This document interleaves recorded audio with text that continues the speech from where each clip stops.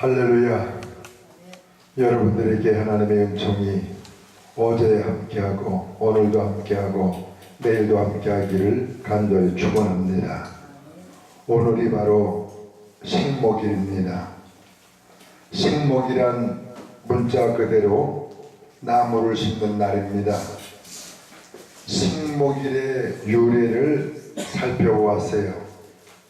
식목일, 전국적으로 산야를 녹화하기 위해서 1949년 4월 4일 대통령령 124호로서 실시한 날인데 4월 5일을 공휴일로 정하고 전 국민이 나무 심기에 참여를 했습니다. 우리 신자들도 식목일에 나무를 심어야겠습니다. 나무를 심을 때 하나님이 주시는 복을 누릴 수가 있어요. 나무를 심을 때 환경이 좋아지고 삶이 풍요로워지고 윤택하게 될 줄로 믿습니다. 먼저 나무 심을 곳을 살펴봅시다. 어디에 나무를 심을 것인가? 물론 나무는 땅에다 심어야 되지요. 땅은 문자 그대로 우리 주변의 산야를 말합니다. 그 나라의 건강, 경제, 행복 지수는 산림 높아 정도에 비례한다고 합니다. 산이 푸르고 나무가 울창하면 그 나라가 건강하고 그 나라 경제 지수가 높아지고 그 나라가 아주 행복하다고 그래요.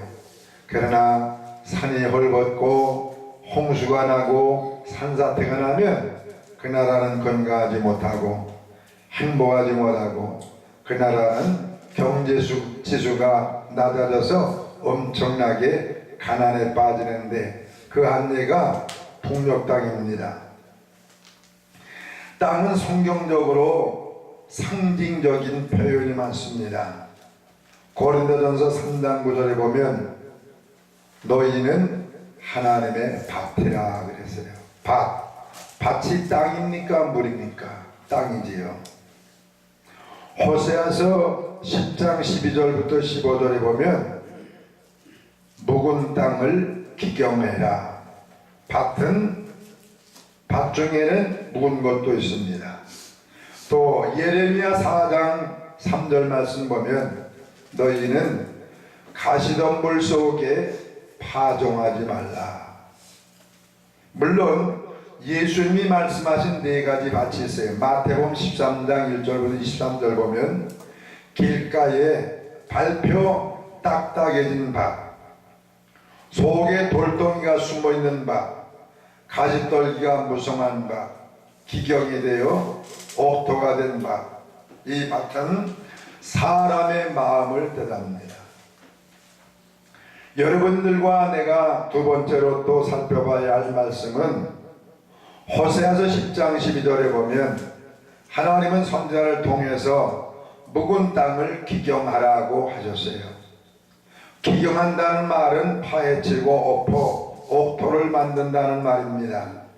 가시덤불, 가시떨기를 잘라내고 쓴 뿌리를 뽑아내고 돌덩이를 골라버리고 파제쳐서 부드러운 마음을 만들라는 것입니다.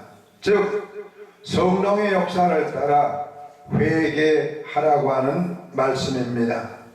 하나님은 예레미야 선지자를 통해서 말씀하십니다. 너희 묵은 땅을 갈고 가시덤불 속에 파종하지 말라. 너희는 스스로 할례를 행하고 스스로 마음 가죽을 베고 나 여호와께 속하라. 그리하지 아니하면 너희 악행으로 말미암아 나의 분노가 불같이 일어나서 사르니니 그것을 끌 자가 없으리라. 묵은 땅을 갈아엎어라. 가시덤불을 제거해라. 하나님은 여러 민족 중에서 선민을 불러내어 고국으로 데려간다고 합니다. 그 하나님은 맑은 물로 정결케 씻어주고 새 영을 저기 속에 두고 새 마음을 주되 굳은 마음을 제하고 부드러운 마음을 줄 것이며 성령을 부어주셔서 하나님의 규례를 지키게 하겠다고 에스겔서 36장 22절로 27절에 말씀을 했습니다. 끝으로 그러면 무엇을 심을 것인가? 이스라엘 백성들의 비신앙적인 생활을 보신 하나님은 호세아 선지자를 통해서 말씀하십니다. 너희가 바람을 심고 광풍을 거두었다. 호세아서 8장 7절에 바람을 심은 결과는 심은 것이 줄기가 없고 이상은 열매를 맺지 못한다. 혹시 맺을지라도 이방 사람이 삼킬 것을 호세아서 8장 7절에 말씀을 하셨어요. 호세아서 10장 13절에 보면 악을 밭가라 죄를 거두고 거짓 열매를 먹었다고 탄식을 했습니다. 악을 밭가라 죄를 키우고 거짓 열매를 먹었다는 것은 백성 중에 요란함이 일어나며 산성이 무너지되 살만의 전쟁의 날에 베아벨을 무너뜨린 것 같이 되고 어미와 자식이 함께 부서지고 왕이 새벽에 망하는 것을 말합니다. 하나님은 또 아모스 선지자를 통해서 말씀하셨어요. 너희들을 위하여 공의를 심으라. 너희들을 위하여 공의를 심으라. 공의를 행하라고 하는 말입니다. 하나님은 절기들을 미워하여 멸시하며 성회를 기뻐하지 않는다. 번제나 소제를 드릴지라도 하나님은 외면한다. 살진 희생이 화목제도 돌아보지 않으리라. 내 노래소리를 내 앞에서 그치고 내 비파 소리를 듣지 않으리니 비파 연주를 멈춰라.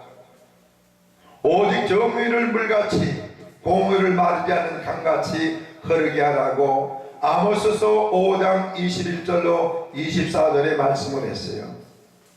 여러분, 우리 신앙생활을 우리 삶의 모습은 어떻습니까? 우리가 하나님 앞에 예배 드린다고 할지라도 우리가 하나님 앞에 찬양한다고 할지라도 공의가 없으면 정의가 없으면 신실치가 않다면 하나님은 그 예배를 외면하시고 거절하신다고 아모스 선지자나 호세아 선지자를 통해서 하신 말씀과 한번 깊이 연관시켜서 생각해 볼 필요가 있습니다. 다시 본문으로 돌아가서 우리가 심어야 될 것이 무엇인가 살펴봅시다. 가르치는 자와 함께 좋은 것을 하라. 사람이 무엇으로 심든지 그대로 거둔다. 육체를 위해 심는 자는 육체로부터 썩어질 것을 거두고 성령을 위하여 심는 자는 성령으로부터 영생을 거두리라. 선행하되 낙심하지 말지니 때가 되면 거두게 되리라. 사랑하는 성도 여러분, 애청자 여러분, 우리가 이 말씀을 아는 것으로 끝나면 식자우환이 될 겁니다. 육체를 위하여 심지 말고 성령을 위하여 심을 때에 우리들에게 영생의 은혜와 축복이 있을 줄로 믿습니다. 잠언 20장 4절에 밭 갈지 않으면 추수 때의 구걸에도 얻지 못한다고 그랬습니다. 하나님을 만홀히 여기지 말라. 하나님은 업신여김을 받지 않는다. 콩 심은 데 콩나고 팥 심은 데 팥나게 하신다는 말입니다. 덴마크가 세계 1차 대전 후 망해갑니다. 어린아이는 굶주린 배를 움켜쥐고 쓰레기 더미를 뒤지고 젊은이들은 싸움질만 하고 노인들은 술과 마약으로 지옥 같은 그 사회 현상입니다. 그런데 그 덴마크가 50년 내지 60년이 지난 다음에 지상낙원으로 변합니다. 누가 지옥 같은 덴마크를 지상낙원으로 바꿨을까요? 그 비결은 세 가지입니다. 구두선공 안델슨이 아이들에게 이야기를 해줍니다. 동화를 들려줍니다. 어린아이들 마음속에 꿈과 희망을 심어줍니다. 귀의 계골은 싸움들만 하는 젊은이들과 도박과 마약에 정신을 잃은 사람들에게 인생이 이렇게 살아서 안 된다. 한 번뿐인 인생을 값지게 살아야 된다고 인생 철학을 이야기합니다. 그런 누비는 헐벗은 사냐에 나무를 심자, 황폐한 심령 속에 포도나무 예수 그리스도를 심자, 이 세 분으로 말미암아 지옥 같은 덴마크가 지상낙원이 됐다고 합니다. 우리들은 하나님의 뜻이 하늘에서 이루어진 것 같이 땅에서도 이루어지기를 주님 가르쳐 주신 기도를 통해서 하는데, 그렇게 되려면 내 마음속에 하나님의 말씀이 심어지고 그리스도 예수께서 내 마음속에 살아 역사하시고 내 사회를 향해서 정의와 공의를 신실을 행할 때에 틀림없이 좋은 열매를 거두게 될 줄로 믿습니다. 식목일에 하나님의 은혜 가운데 부지런히 묵은 땅을 기경하고 심고 가꿈으로 하나님의 뜻이 하늘에서 이루어질 것 같이 우리나라에 우리 주변에 이루어지기를 주 이름으로 축원합니다. 감사합니다.